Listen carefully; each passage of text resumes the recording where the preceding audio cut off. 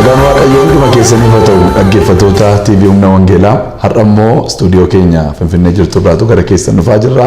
Keessummaan baay'ee jaalladhu, keessummaan baay'ee ulfeessuuf kabaju isinii qabadhee dhiyaadheera.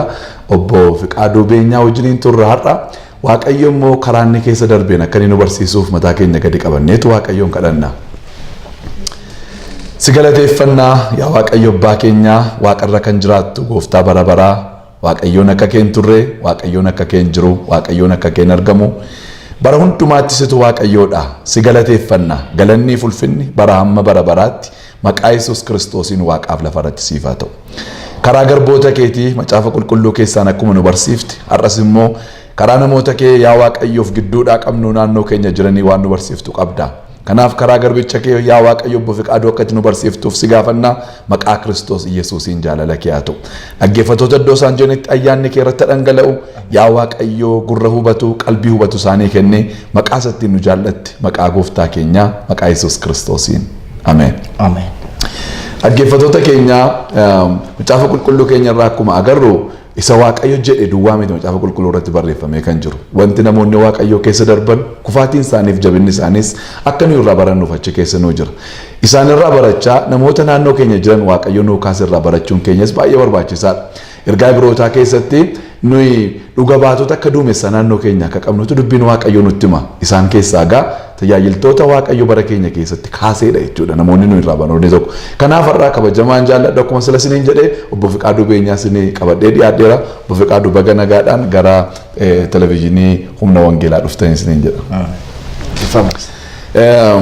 Mee walumaa wajjiniin jalqabuudhaaf attamitti gooftaan gara kee dhufe?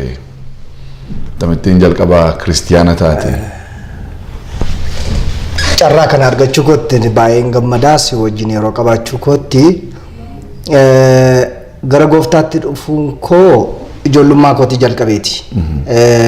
Ani dhaladhee waggaa 8tti warri keenya gooftaa fudhatanii kanaaf mana gooftaa keessatti han guddadhe jechuun nan danda'a. Faarfannaadhaatii jalqabee hanga dhufee guyyaa tajaajila guutummaatti gadi ba'utti mana Waaqayyo keessatti han guddadhe. Baay'ee dinqii har'a sentiraal keessaa hojjechaa akka jirtu maqaan Yesuusii fi giddu galeessa maqaan Yesuus jenna. Waajjira olaanaa giddu galeessa keessaa hojjechaa akka jirtu dhiyootti immoo Bible Society jalqabdanii akka jirtan dhageera gara isaa hin dhufna. Eessaa jalqabee tajaajilli kun gara kanatti guddate? Tajaajilli kan koo ani akkuma sila jedhe waggaa 8 jalqabnee gooftaa yoo fudhanne iyyuu mana barumsaa yeroon itti fufu beeraawii wuttidannaa kan jedhu bara dargii keessa baay'ee rakkisaa ture. Ani immoo maatii kootiif isa dhumaati ijoollee dhiiraa 2 malee hin qabanii durba 7 qabu. Kanaaf beeraawiin baay'ee waagaa yeroo nu rakkisu akka mana barumsaa dhiisee biyyatti deebi'u godhanii. Kanaaf mana barumsaa kutaa 9 kee dhiisee waggaa 13 gara qonnaa gara baadiyyaatti deebi'e. Egaa utumaan achi keessa jiruuti gara tajaajilaatti akka dhufu puushina godhanii tajaajilan jalqabee ergan jalqabee booddee immoo mana barumsaa fitte malee naan jedhan. Sagaleen jalqabee amma maatii dhaabbadheera sagalee irratti dhaabbadhee maatii ijoollee 4 godhadheera kana booddee dhaqeen baradhaan ni jedhu na tulfaate. Garuu asumaaf asiin baradhu hin jedhu pireejarii yeroo irratti baay'atuun high school amboo joinii godhe bara 1989 jedheetan yaada lakkoofsa addunyaatti achi 9 10 11 12 fixeen seminarii gale. Waggaa 13 booda jechuudha. Waggaa 13 booda barumsa dhiisaniitti deebi'u jechuun yookiin qotee bulaa ta'anii jireenya baadiyyaa qotee bulaa keessaatii deebi'anii mana barumsaatti galu jechuun waggaa 13 booda maatii qabatanii akkam cimaa akka ta'e beekamaadha. Seminarii nan dhufee waggaa 4 baradhee waggaa 4 ergan baradhee booda Naqamteetti na fudhatanii. Sinodoosii Naqamteerraan waggaa 1 barattoota irratti hojjedhe dargaggoota irratti hojjedhe waggaa 4 barreessaa Sinodoosii giddu galeessa Naqamteerra jiru ta'een hojjedhe waggaa 4. Achirra toon jiru biyya Ameerikaatti 2008 kuma lamaaf saddeetitti afeeraan argadhe waldaa warra adiirraa Lacrosse Area Synod kan jedhamu Wisconsin keessatti kan argamu January 2008 dha hamma May 2008 tti ji'a afuriitiif evangelist teacher, the first evangelist teacher jedhamee achitti afeeramee ji'a afurii isaan bira tureen tajaajilee deebi'ee galee akkumaan galeen waajjira olaanaatti na fudhatan.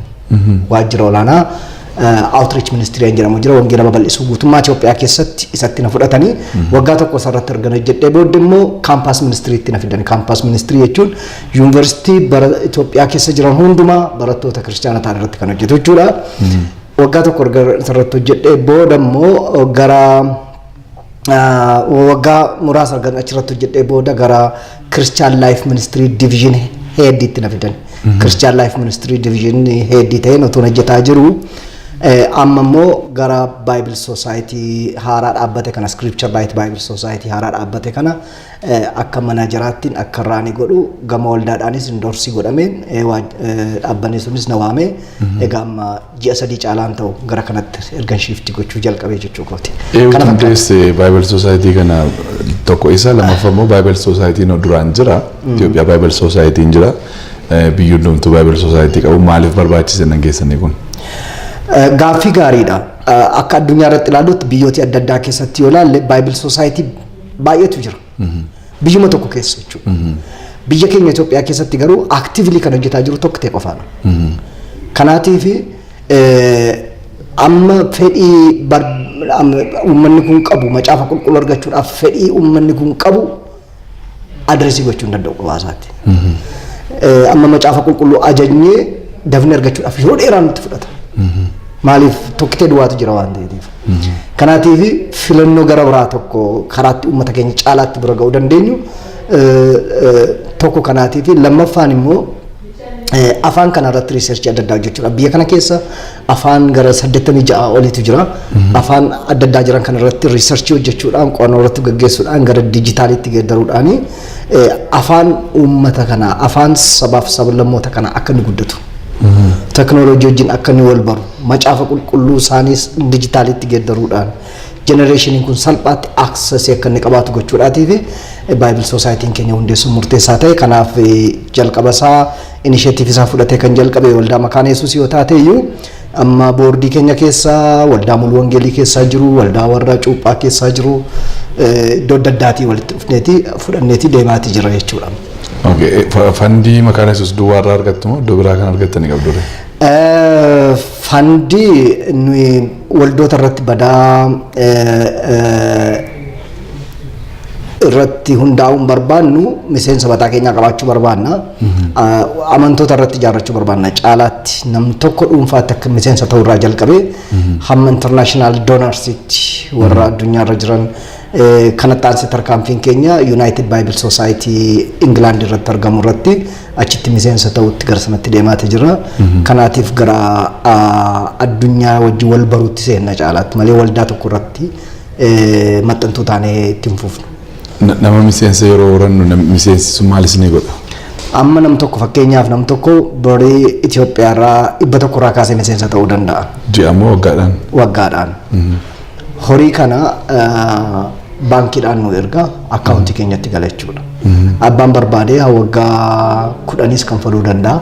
Abbaan barbaade immoo isa 100 dhiisee 10,000 kan faluu danda'a. Amma gidduu kana cheekiin faanuu gagga'aa ture. Namoonni dhuunfaadhaan birrii 10,000 nu ergu. Yeroo muraasa kana gidduutti dhagaanii gammadanii jechuudhaan dhuunfaarraa namoota dhuunfaarraa nu gargaaraatii jiru. Amma biyya Ameerikaadhaatis dhaabbilee adda addaa wajjin maree jalqabneerra macaafa adda addaa hiiknee afaan uummata kanaatiin hiiknee afaan Oromoo afaan Amaaraatiin hiiknee uummata kana biraan gahuudhaatiif itti fufnee jira. Kanaatiif nama dhuunfaa tokko vaalii goona roolii nam tokko taphatu akkasumas immoo giloobaalii warra nu gargaaruu danda'a warra gararraa jiranis value laannaa fi gatii laannaa fi jechuudha. Kanaaf reenjii kana gidduu haasa'u. Baay'ee dinqii. Yoo akkaawuntii keessan nu ergitan iskiriinii kana irra geenye namoonni akka isaan irratti gashan gochuu hin dandeenya. Bu'aan miseensa maal argata miseensi bu'aan samaan? Miseensi bu'aan argatu eebbadha. Wangeela gooftaa keenya Yesuus Kiristoos isa baroota keessa darbee as ga'e jaarraa gurguddoota keessatti balleessuudhaaf yaalii godhamaa ture garuu mo'atee isas ga'e kana macaafa qulqulluu kana dhalootatti dabarsuudhaaf otoo hiikni isaan geeddaramiin otoo ergaan isaan geeddaramiin otoo irrinni isaas dhabamuun isaas lafarratti dhaloota hin qaqqabiini dhaloota dhufutti dabarsuudhaatii fi ga'ee nurraa eegamudha. Kana keessatti immoo akka dhuunfaattis ga'ee nurra jira. Wangeela kana dhalootatti dabarsuudhaatiif akka dhaabbataattis ga'ee nurra jira jechuudha. Kanaatiif bu'aan keenya maa inni hojii gooftaan keenya Yesuus Kiristoos jalqabe hamma dhufaatisaatti otoo walirraa hin citiin akka inni itti fufu ga'ee nurraati eegamu taphannee darbuudha jechuudha. Ameen. Ameen. So amma afaan Itoophiyaa keessa jiru hundumaatti hiikuudha moo afaan biraas biyya alaatii yaaddu? Amma vision mission keenya keessatti nuti qabnu biyya Itoophiyaa keessatti kan nuti amma hojjetaa jiru. Maaliif uummata salphaa miti as keessa afaan baay'ee afaan hedduutu jira biyya kana keessa. As keessatti immoo yoo gara Maqaan Yesuusitti deebine Maqaan Yesuus hangammaatti gara macaafa afaan 35 oliin afaan macaafa qulqulluu hiikteetti. Waaw. Afaan 35 oliin hiikteetti amma immoo gara afaan 10tu hiikamaati jira. Amma kana hunduma isaa hiikteetu gara Bible Society isa duraatti dabarsaatti turte. Amma garuu partnership Maqaan Yesuus wajjiniin uumna jennee waa yaadaa jirruu fi Maqaan Yesuus warra amma hiikaa jirtu kana gara keenyatti dabarsitee neeti yaadaa jirra. Maaliif walii wajjin hojjechuudhaaf partnership agreement mallatteessuutti proposal isaa qopheessinee draft isaa qopheessinee fixuutti jirra waan ta'eef. Kanaatiif afaan biyya kana keessa jiru haala yeroo ta'aman kamtu dursa kamtu taanee dhufaa ta'a malee afaan biyya kana keessa jiru kamiyyuu wangeela afaan isaatiin hin abusa jedhu kaayyoo qaba. Yaa amma ani waggaa 17 afaan Oromootiin tajaajile waggaa 3 duwwaan afaan Amaaraa tajaajile deebi'eema afaan Oromootti deebi'eema. Dijitaaliin qabnu nuyi hin qabnuutu hin taane jira aappii isaarra jira garuu tokko warra kana hojjete baay'een dinqisiifadha baay'een galateeffadha garuu dogoggoraan isa ta'u tun beekin isa ta'u citee keessaa ba'ee jira. Boqonnaan tokko faa keessa hin jiru boqonnaa keessaa immoo lakkoofsi muraasi keessa hin jiru. Inni gaanu rakkisan mana namni hundumtuu dijitaalitti deebi'eera waan ta'eef teknooloojiin gara sanatti dhufaayeera.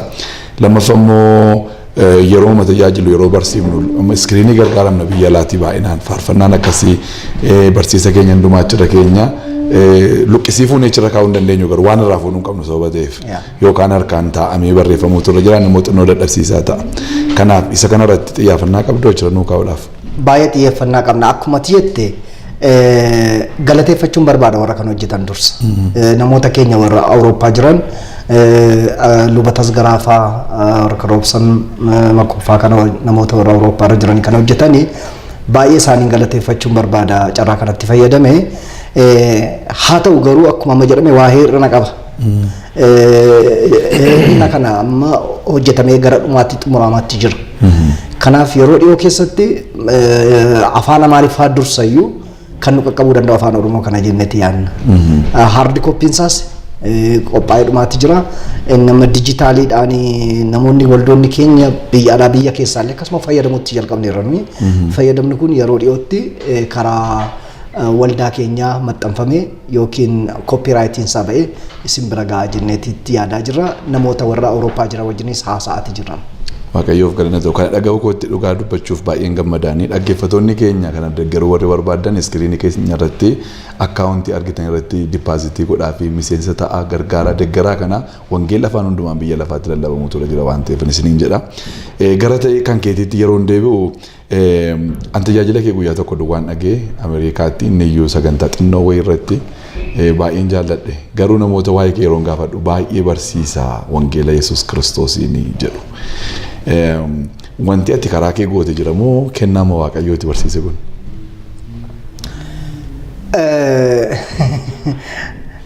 Waa dubbachuun barbaada. Waan ani kadhachuun malee ijoollummaa hin karoorfanne garuu kadhadhe tokkoon kaasuu barbaada. Tarii namoonni dhagaanii natti kolfuu danda'u.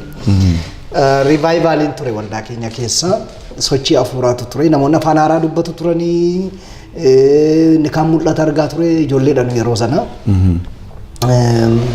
Baay'ee bitaanutti galee yeroo jalqabaattis waan ta'eef inni kaan hin gammadaa inni kaan hin leeshaa inni kaan immoo konfiizdii ta'e jira. Ani warra konfiizdii ta'e keessaa tokko. Yeroo sana ijoollee wajjin guddannee afaan haaraa dubbatu inni kaan mul'ata argaa waan dinqii ture waldaa cittuu jedhama naannoo keenyatti. Achi galeeni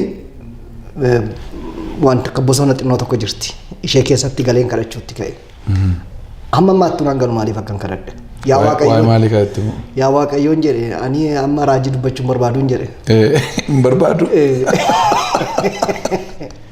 nangalu maaliif akkan kadhadhe ani sagalee makee lallabuun barbaada sagalee makee naa ibsi kanan barbaada ani mul'ata arguun barbaadu raajis dubbachuun barbaadu sagalee makee naa ibsi maaliif akkan kadhadhe hangammaatti anaafiyyuu ifaa miti isuma dhageeteen naa laatan jedha waaqayyo ishee gaafas bosona keessatti kadhadhe sana raajii dubbachuun hamaa ta'e miti sirrii miti jechuu koo miti macaafni qulqulluu caalaatti barbaadaadha mul'ata arguunis kennama fuudha qulqulluuti garuu particularly maaliif area kana akka kadhadhe gammaatti nan galu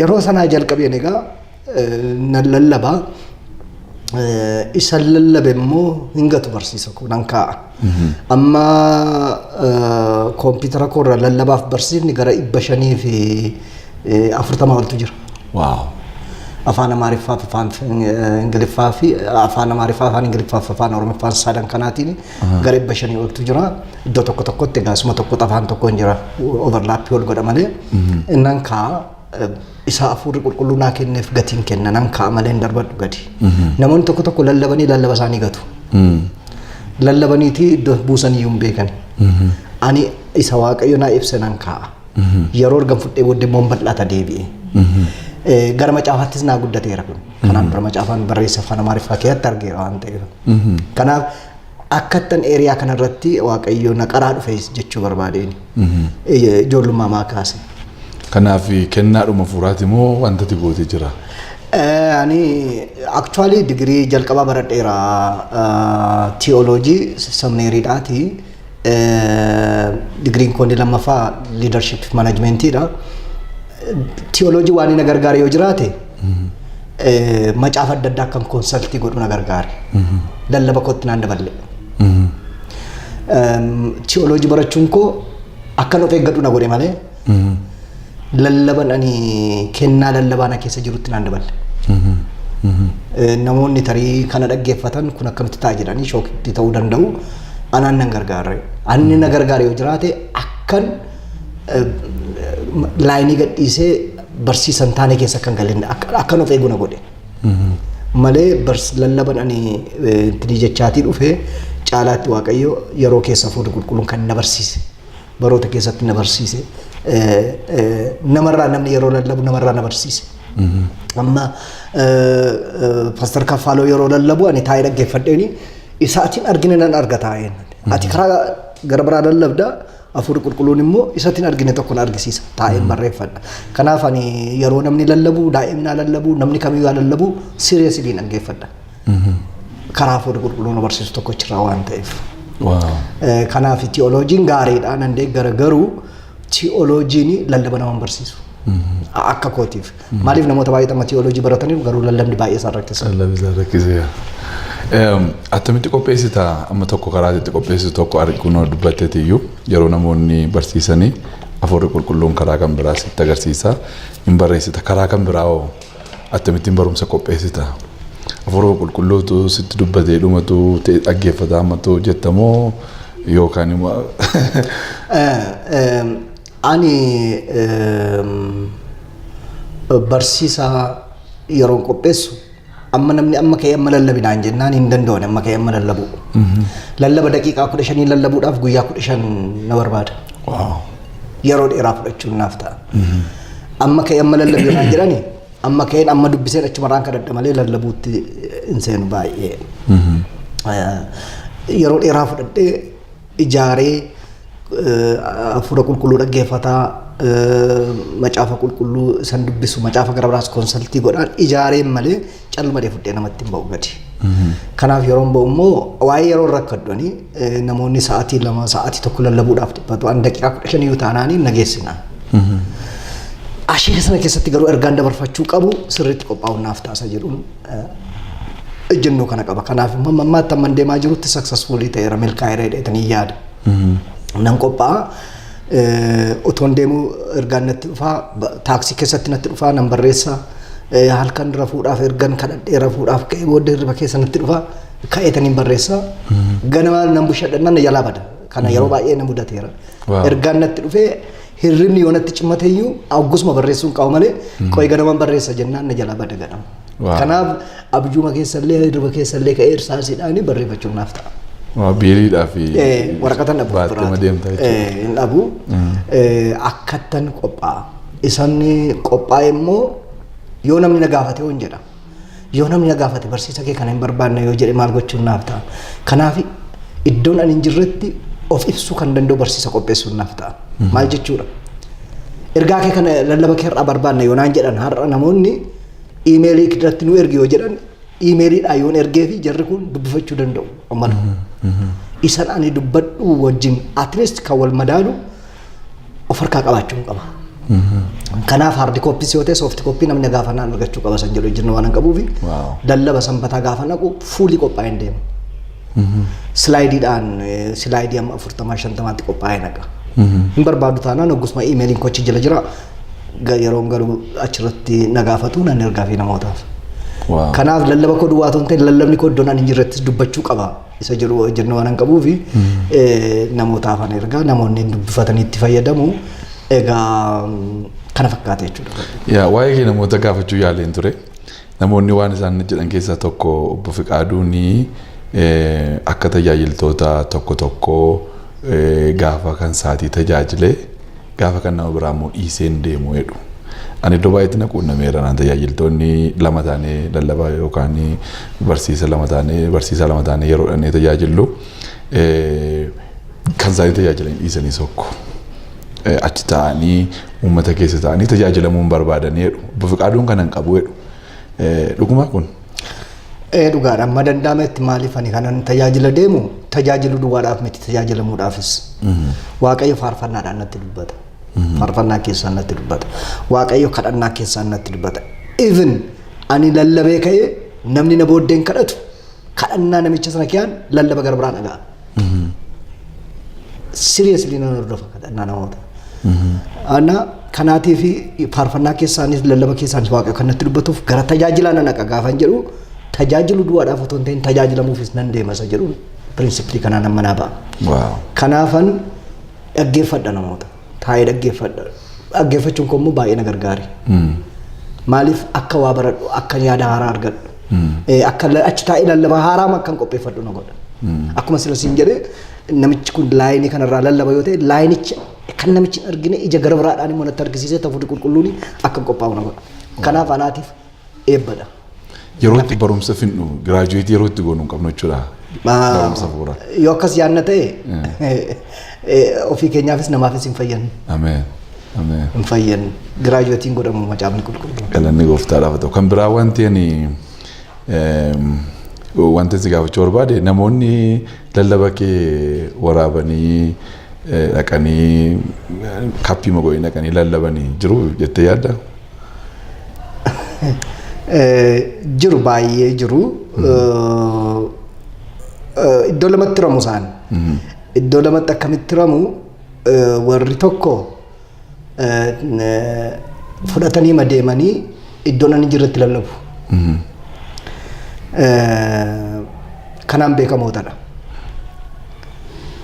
Ani rakkoo hin qabu lallaba sana rakkoo hin qabu yaaddoon ani qabu isaaniif dhibooftuu ta'u. Akkamitti dhibooftuu ta'u taa'anii kadhatanii qophaa'anii ergaa waaqayyoorraa fudhachuurraa idduma argatanii funaannatanii fudhatanii fiiguu yoo ta'e dhibooftuu ta'u. Tajaajilaa dhibooftuun namaafis waaqaafis hin ta'u. Ani lallaba koo akkuma sila kaase gara 500 olii jedhamee lallabee fixuu hin danda'u amma kana lallabee fixuu hin danda'u. Garuu namoonni amma paastariin tokko jira. Lallaba koo tokkotu jira dhaloota bira darbame kan jedhu yatazallaleet waliin afaan Oromeeffaanis Amaariffaanis. Paastariin kun na gaafate nan lallaba naa eeyyami jennaan lallabii garuu eessatti akka lallabde natti midhaqee kan lammaffaa lallabne jedheeni amma Moombaasaa deemee yeroo darbee fiqee lallaba kee yatazallaleet waliin isa jedhu sana Moombaasaatti lallabeera yoo dhaqxe lallabiin itti meera Fiqaaduu lallabni kun Fiqaaduu beenyaa jedhama jedhee lallabeera yoo dhaqxe ripiitii goota jedheen sitti akkas natti hima yoo lallabe. Walumaa gallee lallabna jechuudha. Isaan tokko garuu kootiin godhan jechuun lallabni kun akkasiiti maddisaa akkasiiti achirraa Waaqni barsiise jedhan yoo lallabanii rakkoon qabu. Garuu hanuma keenyadhaan yeroo lallabanii namoonni ta'anii dhaggeeffatanii taajjabu. Anaaf rakkoon qabu ani rakkina qabu maaliif ani rakkina lallabaa hin qabu Waaqayyo na eebbiseera gama kanaanii garuu iddoon ani jirretti akkatti yeroo fudhatanii deeman namoonni natti bilbilanii lallaba kee lallaba abaluu inni bakka inni qophaa'u nu aarsaa jira jedhu. Maal gochuu dandeessa egaa namichi kun dammoo sammuun isaan ceephaa'u yoo ta'e waan gootuun qabdu dheenisaa inni gara biraanii hankoo ta'uu isaa otoo hin beekin deebi'anii kan lallaban hanuma koo taa'ee namoota irraa yeroo dhaggeeffadhu jira. Amma dhiyooma kana tajaajilaa tokko wajjin deeme. Lallaba lama lallabee lallabni sun lamaaniyyuu kan kooti. Garuu inni kan koo ta'uu isaan beeku. Attamitti akkas ta'e itti yaadda? Inni namarraa dhaga'e. Innis namarraa dhaga'ee fidee? Inni namarraa dhaga'ee fidee dhufe. Kanaaf naannee lallabni koo deebi'eeti nama sadaffaa ta'uu danda'a nama lammaffaa ta'uu danda'a I don't know naannee deebi'ee dhufe taa'ee dhaggeeffadha irraatinna konfiraansii tokko irratti lallaba koo lama nama tokko irraatti dhaggeeffadha.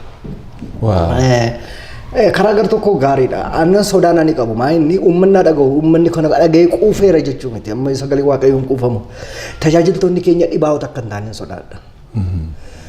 Lallabni natti tollaani maqaasaa dha'ee lallaba kana akkatti na barsiise Waaqayyo jedhee yoo uummatatti dubbadde tokkoffaan namni amanamaan ta'ani. Amanamummaadha kun gama liitiree gama nama barateettiinis kootii gochuun iddoo isaa maqaa dha'uuni beekaa nama godha.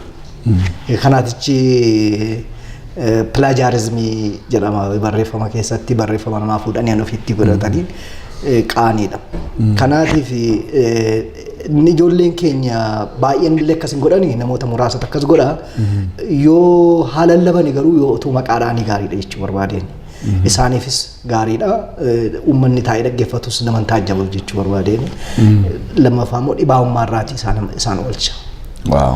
Kan biraan wanti nagee yeroo waa'ee kee namoota gaafadhe konfiraansii yeroo si waamanii yoo rakkinni hamaan karaa maatii kee yookaan karaa waajjiraa quunname malee fiqeenii hin hafu jedhu komeetu jira tajaajiltoonni baay'een nu sagantaa nu fudhataniitu deebi'anii yeroo dhumtetti nu jalaa fuudhaniitu waldoonni baay'een konfiraansii wal qopheeffatanii komee qabu. Miidhaginaadhaan konfiraansii qopheeffannaa waggaatti si'a tokko fa'aa duwwaa qopheeffannaa rakkina meeqaan qopheeffannaa garuu konfiraansiin keenya milkaa'ummaa akka nuyi hin arganne tajaajiltoonni nuyi barbaadnu immoo faarfattoonnis lallaboonnis nu jalaa hafu jedhu. Siin garuu si jechu akkamittiin kun ta'e? Ani beellama ani qabadhu waldaa wajjiniin isa jedhu gamatti Waaqayyo wajjiniin isa jedhu konseptii kanan qaban. Achitti wal arginaa. Isa jedhu Waaqayyo wajjin beellaman qabadheedhaan. Ani baadiyyaa magaalaa xiggilachuu argeeraan. Baadiyyaa ishee gadi bu'anii tafkii keessa ciisanis argeera. Ameerikaa isa biyya addunyaa irratti beekamaa xiggi gararaa jirus tajaajila kana namaan gidduu jiru argeera. Waldaa warra faranjootaa warra asirratti akka hanqaaquu nama baatan isaan bira ji'a 4 taa'ee tajaajileera. Ji'a 4 keessatti si'a 113 lallabe. 2008 yeroo achi deeme. Ani Ameerikaatti lallabuudhaatii fi waldaa baadiyyaa dhoqee keessa jirtutti lallabuun tokkuma naaf. Ameen. Maaliif iddoo sana mana namaa dhaqee otoo hin ta'in mana Waaqayyoo dhaqe. Achitti kan nuti beellama qabnu achitti wajjin kan baane mari'annee Waaqayyoo wajjin malee nama wajjin miti. Kanaaf gatiin kenna. Sagantaan naa kennamnaan nan qabadhaa qabannaan hin gadhiisu. Hambiraa yoo dhufe isa kanatti irra fooyya'umsa qaba jedhee hin gadhiisu. Waan humnaa olii yoo dhufe biiroon na dirqisiisa irraa kan hafe hin geeddaru. Kanaafan baadiyyaa qixxee madeema namni tokko gaaf tokko na kolfisiise. Ameerikaa isa waggaa lamaan darbee deeme wal argine sana sagantaan isa taansee immoo baadiyyaa keessa guduruu keessa fagoo baadiyyaa keessa jira. Bilbilli koo ka'uu fi dide namootaaf Ameerikaan jiran. Jaarsolii waldaa tajaajila gaafatanii eessa jira jennaan inni Ameerikaa jira jennaan nu ajjeeste nama Ameerikaa jiru hin ufatteeti sagantaa uummata amma kanan waams nu qabsiistaniiti ati nuti taphatta nama Ameerikaati sagantaa nu dhufaas nama Ameerikaa jirutu maaliif nutti qoostanaan jedhanii nan galee torban tokko tonfitiin guyyaa 5 boodan iddoo sana deeme innaan Ameerikaadhaa dhufee namni baadiyyaa sana baadiyyaa iddoo miilaan deemtee seentu sana namni dhagee yaadu jiru. Maal sin jechuu barbaadeenii tokko ka'umsa koo beeka eessaa kana kaasee waaqayyo. Lammaffaan ani waldaa wajjiniin biildiingii wajjiniin miti beellamni koo waaqayyo wajjiniin wal argina achitti. Bareeda. Ani tajaajila eenyu waamtani tajaajiltoota achi ga'een gaafadha. Ani eenyu waamtani eenyu fayyada eenyu faarfata eenyu lallabaa hin beeku achuma ga'een arga. Nama sin gaafadhu. Maaliif it's none of my business.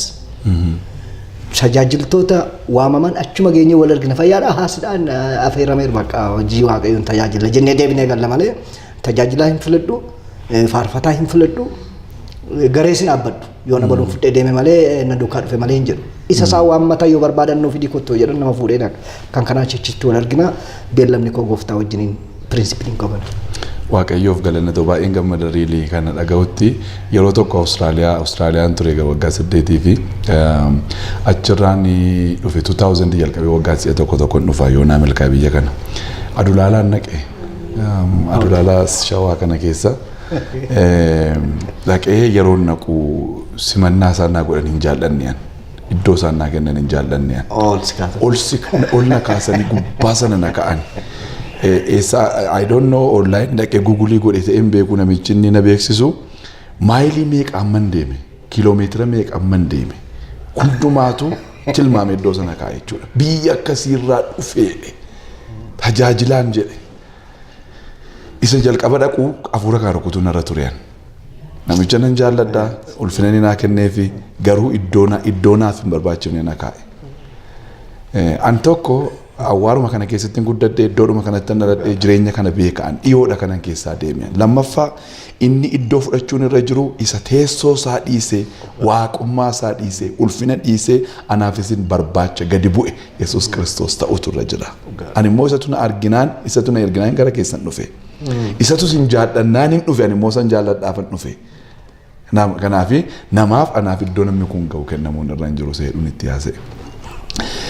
Isa kana riilii tajaajila keenya kennaa gochuun keenya baay'ee barbaachisaa yaada kanaaf kanas irraa dhaga'u kootti baay'een gammadee isa sanan deebi'ee yaadadhee gara kitaabaatti dhufa barreessaa kitaabaatti si'ate kitaaba meeqa barreessitee attamitti gara kanatti dhuftee isa kana irratti xinnoo haasofte.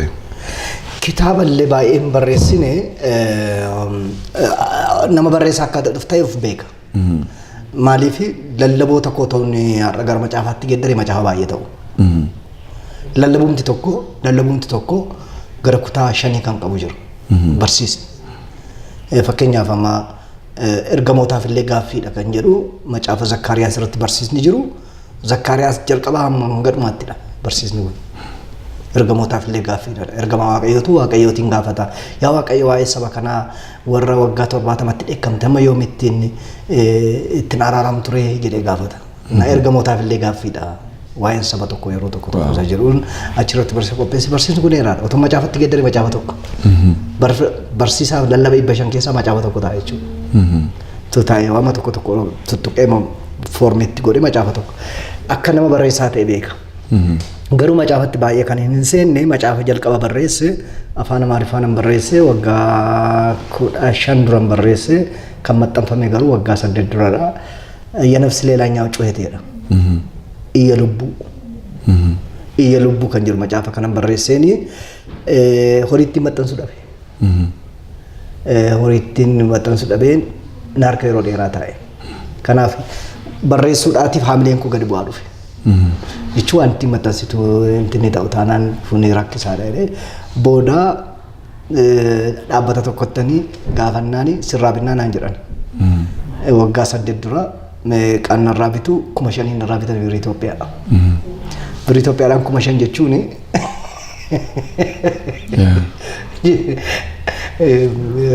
macaafa teessee barreessitee maal goote barreessitee birri 5,000 gurguru maal jechuudha.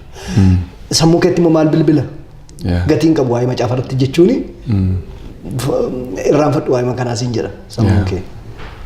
Kanaaf narka taa'eera waggaa 8 narka taa'e waan ta'eef ittiin gurguree baay'ee irraa buufatan gabaarra jiran. Yanafsi leelaanyaa cuuheteedha. Macaafa baay'ee jaalatamudha. Lallaboonni baay'een isarraa fayyadamu. Lallaba tokko barsiisa tokko irraa fayyadamu. Macaafa guddaa miti. Vooliyumii xinnoodha. Vooliyumii xinnoo kanan godhuuf baay'ee isaa aadaan dubbisu biyya keenya keessatti macaafa guddaa yeroo arganii feedaappii ta'u namoonni kana yoon fixee kanaaf aadaa kana mannee dhaqee cabutti waan mata xinnootti darbattee madhiista malee macaafa guddaa jala keessee akka inni irraatii galagalee gootu. Kanaaf vooliyumii xinnoo kanan godhe ergasii booddee tureen amma tokko maxxanfamee dhumeera. Kiristaanummaa tirannaa baraa keessan tiranne mata duree jedhu irratti barreesse. Kiristaanummaa tirannaa baraa keessan tiranne. Tirannaa baraa jechuun evolution jechuudha. Evolution taayimiin yerooni evolution keessa deemsi jijjiirama yeroo keessa darbaa. Kiristaanummaan garuu evolving godhu hin jijjiiramu tirannaa keessan tiratu aktiiviidha si'a qabeessadha. Yoo barrii ol ka'ee gadi bu'ee of jijjiiraa deemeyyuu kiristaanummaan riitimii isaa eegee vaaliyuu isaa eegee ergaa isaa eegeeti dhalootatti darba malee akka baraa jijjiiraman deemu evolving godhu. Human rightidhaaf jedhamee irraan cicciramu. Human philosophyidhaaf jedhameeti akka human philosophyidhaaf ta'utti harka micciiranii fidanii human philosophytti hin gashamu. Kanaaf macaafni qulqulluun evolving godhu isa jedhu meesajii kana qaba. Afaan maaliitiin? Afaan Oromiffaan barreesse amma dhumeera. Kitaabni inni gara biraan lammaffaan sadaffaan qophaa'aatii jira. Inni immoo tajaajila rakkina tajaajila barjaarraa 21ffaa kana keessa qabnu global addunyaarraa kaasee hamma naannoo ganda keenyaatti isa jiru eeriyaa sanarratti kan barreeffamudha. More practically wanta karaa gadhiisaa jiran bara kana keessa waan nuti arginu waan nurraa immoo jechuun nuuf ta'u eegamuun nuuf ta'u waan jechuun nuuf malu waan asirra kan qabatee jirudha. Inni immoo karaarra jira jechuudha. Isa kana ofii keetii maxxansita moo masiin gurgurtaa? Ofuma kootiin maxxanse amma ofuma koo rabsa jedhanii yaada maaliif inni duraa sun enerjii isheera waan ta'eef ofuma kootiin maxxanseen ofuma kootiin rabsa jedheen akka kanatti fixee jira. Kanaaf dhaabbata adda addaatti waan kennu natti fakkaatu. Warri adiidhaa kitaaba isaanii baay'een dubbisee gaammanii turtii biyya alaa keessattis baay'ee isaanii seenaa isaanii nan ilaala. Namoota muraasa kan kophaa isaanii barreessanii fixan. Yookaan yeroo isaanii barsiisa dheeraa fudhatanii ji'a tokko ji'a lama isaan barsiisan namooti kanaaf qaxaramanii qophaa'an jiru. Kennaa barreessuudhaa kan qaban. Isaan kunii hin barreessu ta'anii. Warri immoo riisarchii godhan immoo jiru. Waa'ee isaan barreesse irratti. Addunyaa kana keessa maaltu jira? Fakkeenyaaf yoo waa'ee faayinaansii barreessaa yoo ta'e faayinaanshal breakthrough jedheera yoo ta'e isa raalchisee iyyuma hammamiitu jira hammamtu paycheck to paycheck jira isaan immoo daataa isaa fidu namni akkasii immoo jira. So gosa garaagaraa qabu jechuudha. Kan hundumtuu walitti fidaniitu ba'a. Egaa beekumsa nama baay'ee dandeettii nama baay'eetu walitti dabalamee maqaa namichaa duwwaatu garuu irra jira. Isaaniin of sanigaas akkasii ofaa irratti akka hin godhe akka ittiin namoonni hojjetan jiru. Akkuma isin jedhe immoo namoonni immoo kophaa isaanii immoo jalqabanii taa'anii kophaa isaanii barreessanii fixanii ilaalcha duwwaadhaaf immoo akka namoonni ilaalaniif immoo kennan immoo jiru. Ati attamii kana keessaa kophaa kee barreessite moo namooti barreessuu keessatti gargaaran jiru? Aadaan akkasii biyya Itoophiyaa keessatti nama jiru understanding godhaan akka addunyaarra jiru nan argaa. Powerfulidha yoo faayidaas qaba. Waan ati karaa tokko duwwaa ilaaltu karaa adda addaa akka ilaaltu carraasii kenna. Dhimma tokko karaa nanasii achi ilaalu karaa gara biraa namoonni yaada adda addaa fidanii itti dabalanii yoo akkatti qophaa'ee caalaatti si gargaaruu danda'a. Biyya keenya keessatti riilee hamman amma argutti kun jira laata isa jedhu shakkii nan qaba. Ani waama kana yaadeen beekon gammaatti. Ofuma kootiin kurkura. Ofuma kootiin kurkura. Garuu utuu kun baramee baay'isa yaada. Utuu kun baramee walitti dhufanii waan tokko irratti waan baay'ee hawaasa keessatti barbaachisaa ta'e waan dhaloota kanaatiif barbaachisu irratti globalizationii ta'uu danda'a. Kiristaanummaa jaarraa 21ffaa kana keessa danqaanni qabu ta'uu danda'a. Kana irratti walitti dhufanii barreessaniiti baay'ee irraati uummanni baay'ee fayyadamuu danda'a. Kun jalqabayyuu ta'uu danda'a. Asirra dhaabanne akka waa yaadnu waan nu godhuufi meettaa yaadnu yaada jedhuun qaba. Ammaaf garuu qophaa makuu akkan kurkuraa jirudha. kanan jechuuti barbaadu. Inni gara biraani biyya keenya keessatti tarii muuxannoon ani qaburraa uummanni keenya waa dubbisuu kana badaa dhaloonni amma xinnoo fooyya'allee yoo jiraatan malee waa dubbisuu kana fedhii isaan qabu.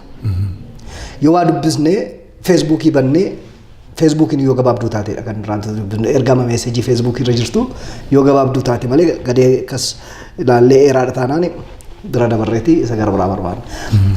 Amma aadaan biyya keenya keessa jiru waa dubbisuu miti. Xinnoo rakkina qabna kana irratti dargaggoota keenyas chaalenjii gochuutuuf ta'a lallaboota keenya illee chaalenjii gochuutuuf ta'a. Kana lallaboota keenya kana gorsu dubbisaa miidiyaa dhaggeeffadhaa kitaaba adda addaa dubbisaa asii kee naqamte ga'uudhaafanii dildila karaarra jiru lakkaa deemuun naaf hin ta'u.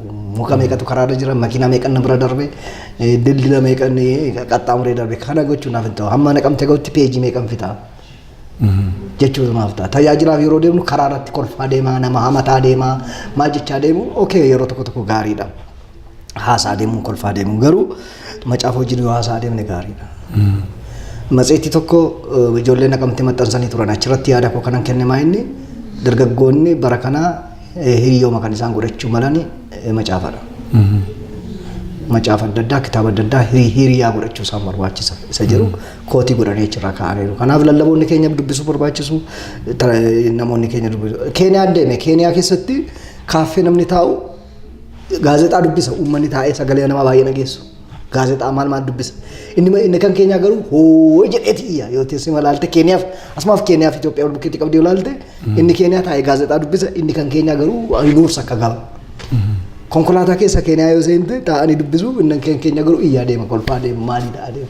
Kanaaf aadaan keenya macaafa dubbisuu irratti xinnoo rakkina qaba irratti jechuunis nu barbaachisa yaada jedhu qaba. Kitaabatu jiru moo aadaa sana hin qabnu moo mana barumsaatu irratti hojjetu maanni rakkinni keenya kun jettee yaadda? Amma akka Keeniyaatti yoo ilaale akka Keeniyaa fi Itoophiyaa wal bukkeetti qabee yoo ilaale Keeniyaan actually dhiibbaa warra Ingiliziis irra jira jedhanii yaada. Warri Ingilizii keessa waan turanii fi warri bakkee kun immoo waa dubbisuu kana waan jaallatanii fi impaaktiin sun irra jira jedhanii yaada. Gara biyya keenyaatti deebinee yoo dhufne aadaan nuti kitaaba dubbisanii akka jirutti isa jiru fudhatanii yooma jiraate isa jiru fudhatanii akkasumadha jedhanii Ispaaniyaa haasa'u malee dubbisanii kriitikaalii dubbisanii isa sanaaf deebii laachuudhaaf illee barreeffamni barreeffamuu hin jiru. Fakkeenyaaf seenaa durii kana yoo ilaalte Itoophiyaa keessatti barreeffamee bakka akkuma barreeffametti gadi dhufee hin arge namni dubbisee bakka nama fudhate. Seenaan sun sirriidha sirrii miti jedhee deeggaruudhaan yookiin mormuudhaan deebii sanaatiif barreessuu qabu. Xaaxama isaa nama dhabu hin jiru. Inni gara biraan biyya keenya keessatti kan nuti arginu chaalenjiin gara biraanii kitaabonni gargaariin hin argitu. Kitaaboliin gaggaarii isaan kaan seenaa jettee kanatti argitu seenaa sobaatti caalaansaa. Seenaa dhugaan argitu. Kanaaf dubbisuun isaas rakkisa. Sin harkisu sobaan barreeffamaadha waan ta'eetiif. Inni gara biraanii afaan ittiin barreeffamedha. Afaan ittiin barreeffaman afaan Amaariffaa tokko ta'edhaan. Amma inni Oromiyaa keessatti immoo baay'ee isaatii yoo ilaalte afaan Amaariffaa maan understandii gochuu hin danda'an. Kanaaf afaan Oromoodhaan reefidha kitaaboleen tokko tokko mul'ataa kan isaan dhufan. Kanaaf kitaaba dhabuun barreessitoota dhabuun mataan isaas nu miidheera jechuu nan danda'a. Caalaatti kanaaf ijoolleen keenya maalirratti xiyyeeffatu kitaaba adda addaa bitanii dubbisarra mana sinimaa deemanii fiilmii adda addaa diraamaa afaan Oromoo televezyiinii jala taa'anii dhaggeeffachuu gara kanatti tendensiin jiru. Maaliif hin qabnus gabaarraati waan ta'eef. Amma garuu amma humna isaaniitti namoonni waa fidaa jiru waan ta'eetiif afaan Amaaraadhaanis haa ta'u afaan Oromiffaatiinis haa ta'u waa babba'aa jira waan ta'eef mul'ataa jira itti immoo kun gadi hin deebi'utti dabalaa deema jedhanii ni yaada. Kiristiyaanni tokko macaafa hafuuraa duwwaa dubbisuutu matseetii hafuuraa duwwaa dubbisuutu irra moo hundumaa dubbisuu qaba? Kiristiyaanni Phexros maal jedhaa? Isa amantan kanaaf nama sin gaafatuuf deebii ga'aa laachuudhaatii fi yeroo hundumaa qophaa'ota taa'edha. Yeroo hundumaa qophaa'ota ta'a jechuun kompirehensiivii waan ta'e beekumsa kompirehensiivii ta'e gaaffiin nama gaafatu gama falaasamaan ta'uu danda'a. Gama evolushiniitiin ta'uu danda'a. Gama amantii gara biraadhaan ta'uu danda'a. Kanaatiif gaaffiinuma gaafatu kanaatiif nam tokkoof qophaa'uu isa barbaachisa. Hamma danda'etti Kiristiyaan marraa jalqabe. Nama gama evoluutionitti amanu Big Bang Theorytti nama amanuutii fi deebiin koo maalidha? Big Bang Theorytti amana evolutionitti amanamichi kuni chance space and time yeroo tokko walitti dhufaniitu maatarii wajji wal argatanii kanarraa Big Bang dhufe Big Bang irraati kan ka'e forsiin achi keessatti uumama amma jiruutii fi ka'umsa ta'e malee waaqayyoon jiru isa jedhuutii fi deebii maalan kenna isa jedhu macaafa qulqulluudhaan alattis ta'e macaafa qulqulluu keessaatiin deebii qabaachisa barbaachisa. Macaafa qulqulluu keessaatiin beekumsa macaafa qulqulluu isa barbaachisa. Gamanaan immoo inni saayinsii ragaadha jedhee fayyadamaa jiru kun Big Bang Theory'n kun carbon dating'n kun mataan isaayyuu ragaa amansiisaadha. Isaanii waggaadhaa gara waggaatti geeddaraa jiru miti. Luusiin Itoophiyaa keessatti argamte yeroo jalqabaatiin ni jedhame waggaa 195 195 jedhame isa jalqabaati namni bineensarraa jaldeessarraa dhufuusaati jedhame haasa'ame. Kanaaf namni dhufaatiin isaa jaldeessarraatiin daa'uun Luusiin harki ishee inni bitaan cabaadha mukarraa otoo taaltuu cabde jedhanii miidiyaa irratti dubbatan. Dhaggeeffataati ture. Amma immoo takka turanii baran ammoo Morookoo keessatti kan argame umurii waggaa 300 kan qabu namni intiniinsa namaa argame lafeen namaa argame akka lafee kana biratti ragaan argame argisitti immoo namni bineensa irraa kan dhufe ta'uu hin ta'in kasalayyuu fayyadamaa akka ture abidda akka inni fayyadamaa ture argisiisa jedhani.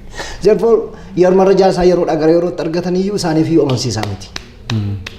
Warruma ethics warruma evolutionitti amananiif iyyuu. Kana beekuuf immoo maal gochuun barbaachisaa naan gola isaanii dhaquun naaf ta'a. Gola jarritti ragaa isaanitti fayyadaman beekuun naaf ta'a. Isaaniin lakkisin dogoggortaniittu macaafa qulqulluu sirriidha jechuudhaaf macaafa qulqulluu duwwaa otoo hin ta'in isa isaan hojjetanis beekuun naaf ta'a hamma danda'ametti. Falaasamaan realitiin jira waa'ee realitii beekuun jira realitiin dialectical approachidhaan loojikiidhaan immoo non contradictioniidhaan macaafni qulqulluun isa kamidha dhugaan iddoo tokko jira moo iddoo lama jira dhugaan relaatiividha moo dhugaa gitaati moo dhugaa tokkichatu jira dhugaan subjektiividha moo objektiividha kana ta'u kana beekuudhaatiif at least macaafa adda addaa dubbifachuun naaf ta'a. Isa macaafa adda addaa dubbifadhe kana fidee macaafa qulqulluu wajjin walitti qabadhee knowledge kana qabaachuudha. Kanaaf comprehensive waan ta'e beekumsa comprehensive ta'e nama addressii gochuu danda'u yoo qabaachuudha baadhee ofii koos abjuun ta'a nama abjuun godha. Kanaatiif Kiristiyaan keessumaa tajaajiltoonni kitaaba adda addaa dubbifachuun miidiyaa adda addaa dhaggeeffachuun macaafuma Kiristoosiin arrabsullee yoo ta'e dubbifachuun gaariidha. Hin gargaara waan ta'eef. Waan guddaa akkasiin obbo Fiqaadurraa baratanii abdiin godha. Gaaffii isa dhumaa gaafadheen iddoo kana xumurra. Waldaa biyya keenya keessaas haa ta'u waldaa biyyoota gurguddatan biyya lafaa hundumaarra jirtu haa ta'u waldaa dhumti jaarraa keenya keessa jirtu kun iddoo waaqayyotti si eegu geesseetti itti yaadda iddoo sana jirti aaboo sana qabdi waan irraa barbaadamu sana godhaa jirti.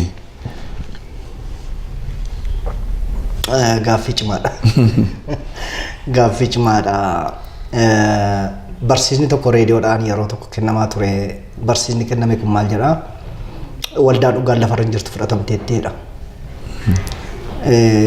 Ragaan ni kaa'u otoo waldaan ishee dhugaa jiraatte kun maaliif ta'a jedhu kaaseeti. Isaan jedhe sana mirkaneeffachuudhaaf yaalii godha. Garuu amma waldaan fudhatamteetti immoo lafarra jirti isa jedhu sana otoo hin ta'in waan haasa'uu barbaadu gaaffii keetti yoon deebi'e waldaan kiristaanaa lafarra jirti. Waldaan kiristaanaa lafarra jirti amma yoomitti hamma dhufaatii gooftaa keenya Yesuus Kiristoositti lafarra jirti. Jiraachuun ishee kun attamitti jirtiidha. Akka gooftaan barbaadutti jirti moo laayinii gaddistee jirti yoo jennee duubatti deebinee waa yaaduutu nu barbaachisa. Bara argamoota irraati kaanee maal keessa dabartee akka isheen dhufte. Bara dukkanaa kan jedhamu seenaa waldaa kiristaanaa keessatti kan beekamu waldaan kiristaanaa hojii gadhiisanii taa'anii bara caafii marfee tokkorraa ergamaa waaqayyo meeqatu taa'uu danda'a jedhanii haasa'aa turan. 3 taa'ee 10 taa'ee kun biizinasii waldaan turre. Otoo isaan kanarratti wal lolanii baay'ee ta'uu danda'a kun xinnoo ta'uu danda'a otoo jedhanii waldaan wangeelli waldaa harkaa ba'e biyyi lafaa kunis waldaa harkaa baateeti amantii garbiraa keessatti amma galtutti deema. Kanaaf waldaan kiristaanaa yeroo tokko yaada waaqayyoo keessaa baatee yeroo isheen ajandaa mataa ishee qabattee deemtu jira. Yeroo isheen yaada waaqayyootti deebitee waaqayyoon garaa cibsitu jira. Akkuma jireenya keenyaati waldaan kiristaanaa takka takka nuyi waaqayyoon garaa cibsina takka takka waaqayyoon gaddisiisna. Jaarraa 21ffaan garuu baay'ee kan nama sodaachisu waldaan garamitti geeddaramaatti deemaatii jirti. Biyyi lafaa isheetti safaramuu dhiiseeti isheetu biyya lafaatti safaramuutti deemaatii jira. Maal jechuu kooti waldaatu vaaliyuu qabdu gadhiisteeti gara biyya lafaatti galaa jirti. Dadhabaa jirti jechuu kooti. Laayinii gadhiisaa jirti. Globaalii yoo laalle noorz inni gara kaabaa jiru gara kibbaatti gadi muuvii godheera. Inni gara westi jiru gara istitti muuvii gochaati jira. Muuvimentiin nuti kiristaanitii yoo laalle giraavitiinsaa warri gara noorziirra jiran gara Afrikaatti gadi muuvii godheera baay'eensaa. Guddini kiristaanitii. Inni gara westiirra jiru immoo gara istitti gara chaayinaatti gara faaristii kanatti muuvii gochaati jira. Kana jechuun maal jechuudha garma tokkootiin gara sekulaarizimiin yeroo guddataa deemu waldaan kiristaanaa waan jala baqataa deemtu fakkaatti. Garuu waldaan kiristaanaa sekulaarizimii keessattis otoo vaaliyuu isheen gadhiisiin barsiisa isheetu hin gadhiisiin iddoo hiiumaan raayitiin mirgi namaa hamma funyaanitti ga'etti mirgi namaa macaafa qulqulluu harka micciiruu hin qabu. Macaafni qulqulluun harka micciiree mirga namaa isa jedhamu kana likkitti galchuutu isa barbaachisa. Sirriitti galchuutu isa barbaachisa. Hiiumaan raayitiin mirgi namaa macaafa qulqulluu irratti ciqilee keewwachuudha otoo hin ta'in macaafni qulqulluun nama humaan filoozofii isa macaafa qulqulluu kana harka micciiree gara jaalatatti fudhatuu deemuu barbaadu kana ciqilee irra keewwachuun isaa barbaachisaadha. Jettee waldaan kiristaanaa dhaabachuu yeroo isheef malu yeroo isheen komproomaayizii gootu biyya lafaa kana wajjin walii galaa deemtu pluraalizimii yeroo inni bal'ataatti dhufaatii jiru dhugaanis iddoo akkasiis jira amantii gara biraa keessas jira jedhanii yeroo dhungachuutti ka'anii pooppiin inni roomaan jiru yeroo darbee footoogiraafii isaatii iddoo hundumaatti faca'ee argaa ture tokko macaafa gara biraa amantii gara biraa kan barsiisu dhungatee kunis dubbii waaqayyooti kan jedhu yeroo inni dubbatu yeroo arginu waldaan kiristaanaa hamma akka isheen deklaayinii gochaa jirtu nu argisiisa. Kana jechuun waldaani lafarraa baddeetti jenna miti garuu yeroo isheen dadhabaa deemu biyya lafaa kana hojii wal fudhataa deemu jira. Yeroo hammeenyi iddoo fudhataatii deemu jira. Yeroo namoonni waaqayyoof hin taane mana waaqayyoof hin taane dhufanii taayitaa qabatantu jira. Kun immoo attamitti ta'e waaqayyoon jiru fedhii waaqayyoo lafarratti taa'aa jiramoo hin jiru jennee gaaffii kaafna. Asirratti waa dubbachuun barbaada. Fedhii waaqayyoo iddoo lamatti rama.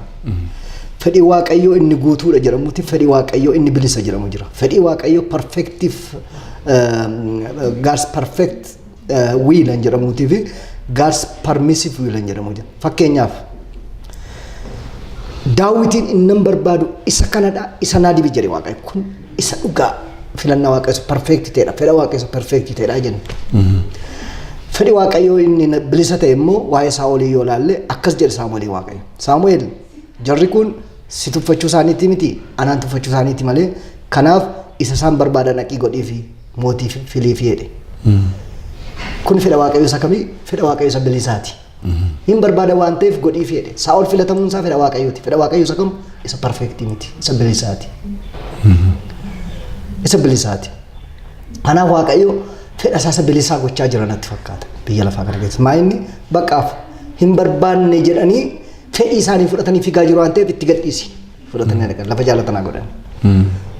Fakkeenya yoon si kenna mucaan durbaa tokko yaa waaqayyo biyyuma arabaa nageessite malee bakka kadhannaadhaan soomaaf sagadaatiin gidirsiti waaqayyo. Ergasii booddee waaqayyo itti gadhiisa. Biyya arabaa dhaqxee gidiraa argiti. Achi teessee immoo yaa waaqayyo maal fedha keeti miti dhufuun koo biyya kana dhufuun koo fedha keeti miti fedha kooti. Isa kam? Isa perfektii ta'e otoo hin ta'in isa bilisa ta'edha. Ati rakkisnaan dhaqii argisiin jedhe si gadhiise malee. Sabni kun inni bakka mootii ma barbaadanii dhaqiitti filii fi jedhe waaqayyo. Fedha koo miti garuu fedha koo miti kasaan mootii qabaatanii isaantu barbaade waan ta'eef dhaqisaa oliin kennee jedhe. Akkas godhaa waaqayyo yeroo tokko. Kanaaf jalloonni waldaa yeroo geggeessan jiru har'a. Namootatu barbaadate waan ta'eef itti gadhiiseera. Wow. Ana akkasitti wal makee jira. Eeni haa garuu waldaan kiristaanaa lafarra jirti. Hamma dhufaatii gooftaatti itti fufti. In spite of all these ups and downs jechuukooti. Kanatu jira gaasin tan eresse. Waaqayyoof galanni. Lallabaan yeroo lallabu akkasuma lallaba sa'aatii 2-3. Baay'ee natti tola. Matsaafa keessa amma haaraa kana akkamittiin argatu dubbistoonni? Amma torbee kana keessa gabaatti gadi hin ba'a jedheetanii yaada. Adresiin koo achirra jira, bilbila achirra jira, gama sanaatiin argachuu hin danda'ama. Yoo fedha waaqayyoo ta'e immoo yeroo dhiyootti gara biyya bakkee nan dhufa. Biyya Ameerikaa immoo yeroo dhufu immoo qabadhee dhufa jedheetanii yaada amma ta'e. Kanaatiif waldooti namoonni achirratti yaada naa kennanii actually nam tokko Awurooppaa irraati, namni 2 Ameerikaa irraati, namni 2 asiiti. Free face isaa dabalatee jechuudha. Hamma danda'ametti namni bakka akka waa hubatu, akka namni waa hubatu gochuu yaaleera. Perfect dha jechuu komiti yaalii jalqabaadha. Gara fuulduraatti immoo caalaatti barreeffa lallabuma qofaa kana fuudhee gara itinitti geeddaruudhaaf yaalaatiin jira. Fuutnootti mataa isaatii qaba. Fuutnootti kenneeraafi waan an haasa'u nu biraa kan taane waan kitaaboleen adda addaa waan isaan jedhan fidee irratti dabaleeraafi kanaaf akka riifaransiitti illee fayyadamuu danda'u jedhanii yaada. Kitaaba xinnaadha garuu amma ta'e ergaa waa qaba jedhanii yaada. Waaqayyoof galanna ta'u. Waaqayyo sinaa eebbisu kan nuyi turtii wajjiniin goone obboleessa keenya obbo Fiqaaduudha. Kanatti baay'ee akkasina eebbifamtan abdiin godha. Waaqayyo sinaa eebbisu torban eebbaa qabaadha. Torban dhufuuf sagantaa akkasii